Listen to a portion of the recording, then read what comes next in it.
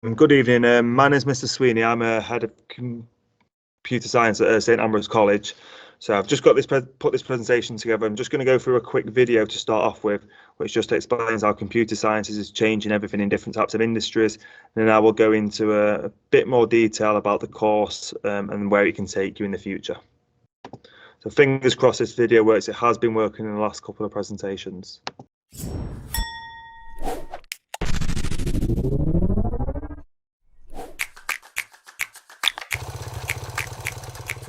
I think 19th century was about the Industrial Revolution, about electricity, about disrupting the agricultural society and making it more advanced.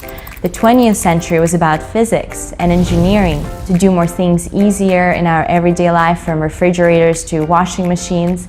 How convenient. And the 21st century is definitely the digital age. It's the internet.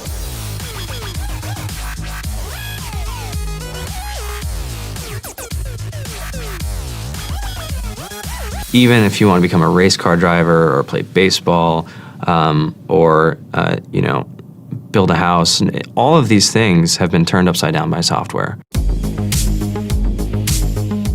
The LettuceBot is a robot that can sense its environment. Every single hour, this LettuceBot is seeing 1.5 million plants, and it's taking individual action on those plants. We enable lettuce growers to have higher yields in their field by helping make it cheaper, by helping produce food in a more sustainable way.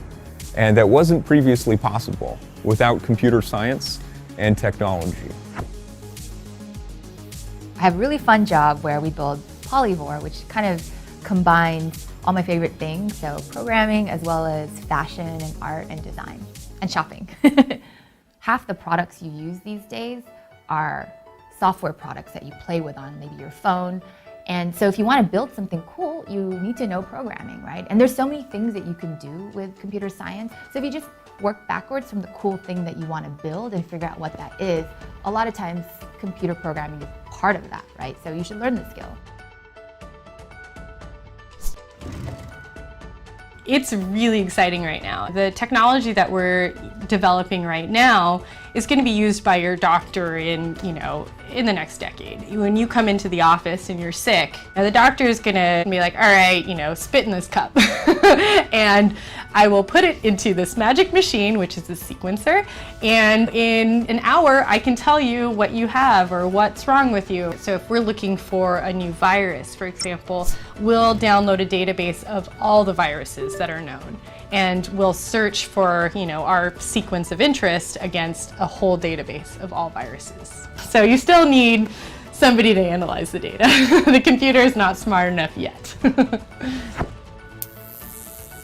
Our software helps people save energy and thereby reduce their carbon emissions. To date, we've saved over 8 terawatt hours, which is the equivalent of about 1.1 million cars on the road. When you're forecasting the wind, there's so many different parameters that go into it. It would be impossible for a human to sit down and do all those calculations. We need a computer model in order to forecast it.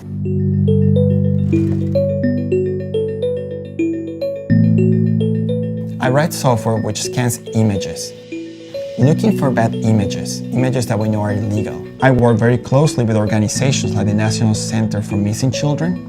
I know that the work that we've done has impacted the life of people. And I feel very strongly about it because there's a lot of social problems right now that could really leverage the use of technology. It's a lot about empowering the people who are there helping the world by giving them the tools to be able to do better. That's something that we can do right now, and the tools available are huge. The merging of art and technology is getting more and more significant now. Because computers and software are such an integral part of our lives day to day, people are realizing that it can be quite creative to take this medium of computers and create incredible works of art.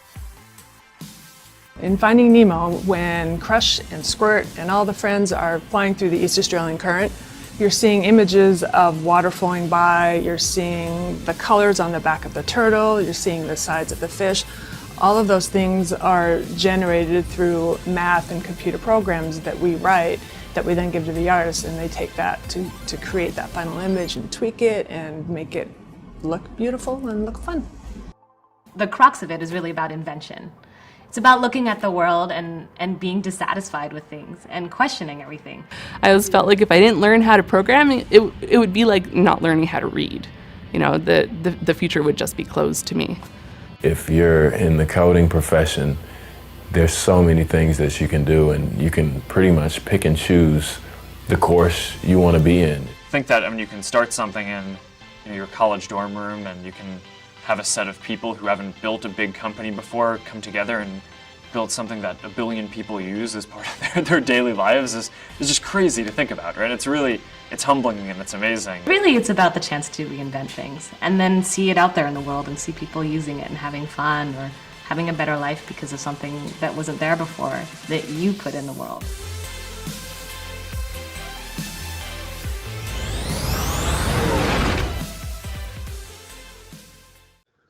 Okay, so that video there was just a video just to show like the different types of industries that computer science is used in today's society and how it's changing everything as well. You could see that it's used in like the health profession, sport sectors, and also in film and gaming sectors.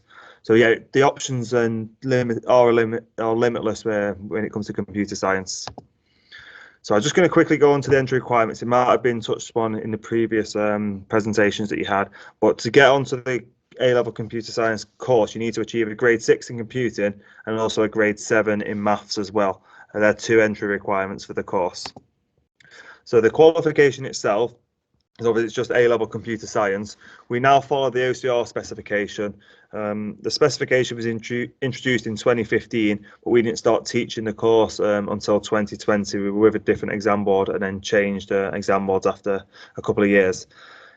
It's a linear course like all the other A-levels now, so all the content's taught over the 2 years, and then at the end of that you have your examinations, and some of the content does overlap with the GCSE. So when you see the list of topics in a couple of slides time, you'll probably see some of the topics that you've been doing over the last couple of years. So as I just said, it's 2 exams at the end of a 2-year period. Component 1 is computer systems, and then component 2 is based around algorithms and programming. They are both written exams, but paper 2 is slightly different in the fact that you do a lot more written programming within the exam, and whereas in paper 1 it's a standard, you've got a question that's worth 1, 2, 3, 4, 5, 6 marks, and then you write your answer based around that. They are both worth the same, so they're both 40% of the A level, both out of 140 marks, and they are both 2 hours 30 minutes long. So as I just mentioned, some of the topics on there you've probably seen before because we've been teaching them and you've been learning about them over the past 2 years or so. Some of the new topics within the A-level are databases, which we touched upon in today's lessons. So you'll be learning how to write SQL statements, to look inside a database, add information to a database, and then we'll link that in with HTML and CSS, because you'll be able to build websites that have a database backend, so you can get login systems, you can make mock e-commerce websites using those different programming languages. We look at ethical issues in a bit more detail, and we go into some more complex data structures that will allow you to do a really good project at the end. So that leads me on to the Upper Six project, which is the non-exam assessment in the second year. It's the final 20% of the A-level, and this is the bit that the boys tend to like the most. It allows them to independently research any type of programming language and then code a solution to a problem of their choice in that programming language. So any boys really interested in computer science, want to do it at university as well, this here should be like your project that helps you to get into the university of your choice, to do the course of your choice.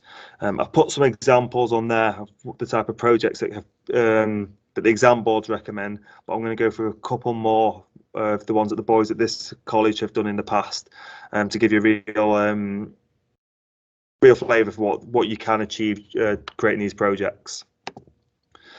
So I've listed 6 or 7 of them there. So one of the students created a Hive lighting system, so he could control his lights at home from his mobile phone and from a website. We've had numerous 2D and 3D games created using programs such as MonkeyX and Unity. We had a number of chess and poker tutorials. So one boy even coded a chess game where you would play against a computer, and each time you played against a computer, the computer would record what you've been doing basically and work out how to beat you over a period of time, which got 74 out of 75 marks, that project. I had one student who was a DJ outside of school, so he created his own piece of DJ software. And then we've had numerous game engines and stock control systems as well. And for any parents that need a project, or any friends and family might need a piece of software building, they're really good projects for the boys to do as well. So that option's available to them. But as I said, the options are limitless. It's up to the boys to use their imagination for the type of a project they want to create. The more interested they are in it, the more likely they are to achieve a really good grade, because they're going to have to themselves learn a new language independently to create the project. So the results, it's split up into 3 sections really. There's 2 on here, so you can see the old spec from 2014 to 2016, how the grades are very consistent in terms of A star to A's and A star to B grades. And then we moved on to the new spec, but with AQA exam board. So in the first year, you can see the grades again improved. The number of A star to A's jumped up to 57% and 64% for the A star to B grades. However, in 2018, for some reason, the exam board decided to change how they marked or moderated the NEA. So that's why there was a massive drop in A star to A and A star to B grades. And this is where we started to think about moving to a different exam board. So we gave them 1 more year, and the grades did improve. They weren't quite as high as in 2017, but again, it was because the NEAs were moderated down, even though the projects that the boys created were fantastic. There were more degree level projects than A level projects, and they still got moderated down. So that's the reason why we've moved to the OCR exam specification, because the NEA isn't as stringently marked. So the boys have got can be a bit more relaxed with the type of project that they create. So with the new spec, we've obviously not gone through a full moderation yet because of COVID and the schools closures and so on. But you can see on there in 2020, we got 80% A star to A and 100% A star to B. It was a really small class, so that's why the grades are so high from A star to A. There was only 5 in the class. And in 2021, we moved back to like 14 students, and there's 69% A star to A, which is a really high number. And then A star to B was 88%, and then all of our boys got an A star to E. Well, they all got A star to C. So since moving to the OCR specification, the boys have performed really well. The projects are still to a really good standard, and they wouldn't be moderated down due to the way OCR mark their NEAs. So one of the main questions I get asked when these sessions are live are what subjects should my boy do alongside computer science. So a lot of the boys will tend to do maths, computing and physics, and then if they want the 4th A level, they might do further maths as well. But we've had a number of students in the past do DT, business, history, geography. So as I said before, and as the video was saying, how computing doesn't tie you into one particular area or one industry. It's a really good option to take if you're not too sure yet what type of path you want to go down. So thinking a bit further afield, obviously into degrees, all universities will offer computer science and software engineering or computing degrees. There's more specialist degrees available, so like games programming, hardware engineering, cybersecurity experts and so on. And also a computing A level will help you to get into pretty much any science or engineering based degree at university as well. There's obviously a massive push at the minute based around cybersecurity. There's hundreds of thousands of jobs unfulfilled within cybersecurity. So the government are leading a cyber first scheme where they will pay for you, well, give you £4,000 per year to go to university, pay for you to do some cyber security training, and then help you get a job in cybersecurity at the end of your degree. So there's a link on there which you could go on to, and it's got a bit more information about it, the different type of bursaries and the different type of degrees and apprenticeships that are available.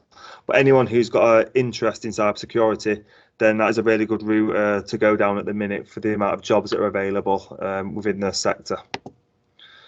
So moving on, if you didn't want to go to university, there's obviously other apprenticeships and careers that you can go into. You can have a go at creating your own apps. You'll have all the skills that you need to create an app and pull it onto the App Store and so on.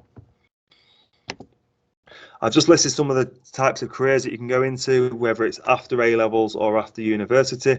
So you can see the wide variety of jobs there. They're mainly based around computing areas, but there's obviously other jobs in other sectors that you can go into as well.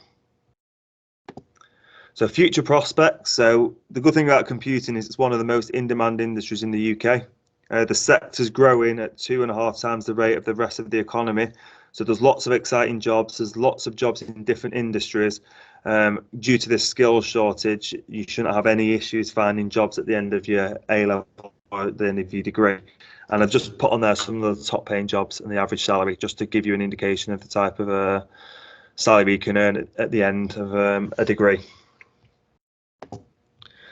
Then obviously, if you're going on to university, you're going to want to try and boost your CV and get a really good university personal statement to get into the university. So I've just put some of the different opportunities there that are available for students to do. It looks like I've run over by just over a minute, so thank you for listening. If anyone's got any questions, feel free to put them in the chat. You could also come and see me in school or just send me a quick email. But yeah, thank you for listening, and feel free now to leave this meeting and join your final presentation. Thank you.